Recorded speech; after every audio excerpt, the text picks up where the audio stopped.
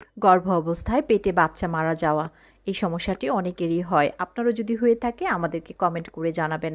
আরও একটি ভিডিও দেখার আমন্ত্রণ সবাইকে। আজকের ভিডিওতে আমরা জানব গর্ভ অবস্থায় পেটে বাচ্চা মারা গেলে করণীয় কী, বলছেন professor doctor Shahanara Chowdhury ma'am. তার আগে ভিডিওটি অবশ্যই শেয়ার করে দিবেন যেন আপনার মতো আরও গর্ভবতী মায়েরা ভিডিওটি দেখে উপকৃত হয়।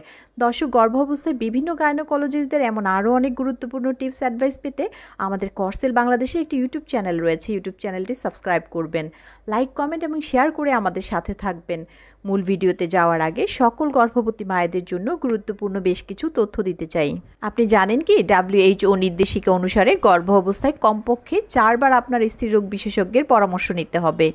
গর্ভ অবস্থায় 5টি বিপদ সংকেতের একটিও যদি আপনার সাথে ঘটে, ঘরে বসে সময় নষ্ট না করে অবশ্যই আপনার নিকটস্থ স্বাস্থ্যকেন্দ্র অথবা ডক্টরের কাছে যেতে দেরি করবেন না। শুধুমাত্র জরুরি ক্ষেত্রে ঘরে বসে সময় নষ্ট না করে হোয়াটসঅ্যাপ ভিডিও কলের মাধ্যমে সিনিয়র স্ত্রীরোগ বিশেষজ্ঞের সাথে পরামর্শের জন্য কল করুন 01312178913 এই নাম্বারে। আর হ্যাঁ, সকল গাইনোকোলজিস্ট ডক্টরদের ইনফরমেশন বিস্তারিত জানতে আমাদেরকে ইনবক্স করতে পারেন। ধন্যবাদ। আসসালামু আলাইকুম ম্যাম, আমার 35 সপ্তাহে বেবি পেটে মারা যায়। ডাক্তার বলেছেন শারীরিক ত্রুটি ছিল। এখন আমার 21 সপ্তাহের গর্ভবতী। আমার তলপেটের কুচকির দিকে অনেক ব্যথা হয়, এক পাশ থেকে আরেক পাশে নড়তে পারি না। আমি কয়েকদিন ধরে বাম পাশের নাক দিয়ে রক্ত পড়ে। এখন কি করব? আমি বর্তমানে কোরাল ট্যাব ডিএক্স এবং জেফ্রিন প্লাস খাচ্ছি। আয়রন। ওকে, ধন্যবাদ। আমি প্রথমে দুঃখ প্রকাশ করছি আপনার প্রথম বাচ্চাটা মারা গেছে। এটা আসলে দুঃখজনক একটা প্রসূতির জন্য এতদিন কষ্ট করার পরে।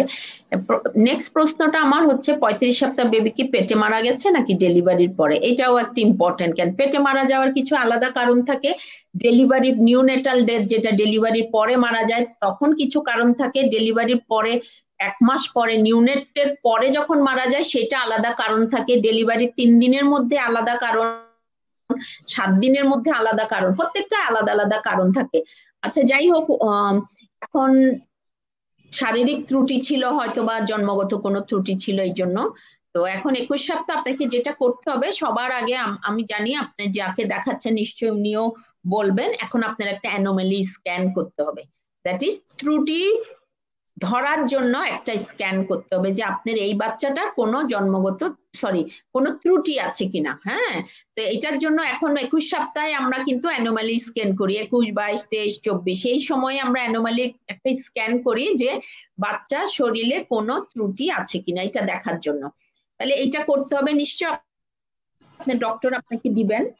তারপর 2 নাম্বার হচ্ছে কুচকির দিকে ব্যথা। ওই যে একটু আগে আমি বলেছিলাম যে লিগামেন্ট গুলোতে টান পড়লে একটু ব্যথা হতে পারে, সেই জন্য ব্যথা হবে। আর আমার মনে হয় আপনি যেহেতু আগে বাচ্চা মারা গেছে আপনি হয়তো বেশি রেস্টে থাকেন, এই জন্য এপাশ ওপাশ 21 তো এপাশ ওপাশে ব্যথা হওয়ার কথা না, অথবা আপনার বেশি ওজন থাকলে ব্যথা হতে পারে। আপনি নর্মাল স্বাভাবিক হাঁটাচলা করবেন। হ্যাঁ, আর হচ্ছে নাক দিয়ে রক্ত যাওয়াটা, এখন তো শীতকাল, সর্দি হলে, প্রেগনেন্সিতে আরেকটা কথা সবাইকে বলে রাখি, দাঁত ব্রাশ করলে, তারপর হচ্ছে তোমার জোরে নাক ঝাড়লে, সর্দি হলে প্রেগনেন্সিতে টুকটাক হালকা পাতলা ব্লিডিং হতে পারে। বিকজ প্রেগনেন্সিতে ওই রক্তনালীগুলি খুবই সংবেদন থাকে, রক্তনালীগুলি কনজেস্টেড থাকে, এই জন্য দাঁত ব্রাশ করলে একটু ব্লিডিং, নাক বেশি জোরে ঝাড়লে একটু ব্লিডিং হতে পারে, হালকা পাতলা বমি করলে গলা দিয়ে রক্ত যেতে পারে, এগুলো নর্মাল স্বাভাবিক। বেশি হলে অবশ্যই এটা নর্মাল, এটাই আমি বলতে চাচ্ছি। আর আপনি আয়রন ক্যালসিয়াম খাচ্ছেন, ওকে, ইটস ওকে।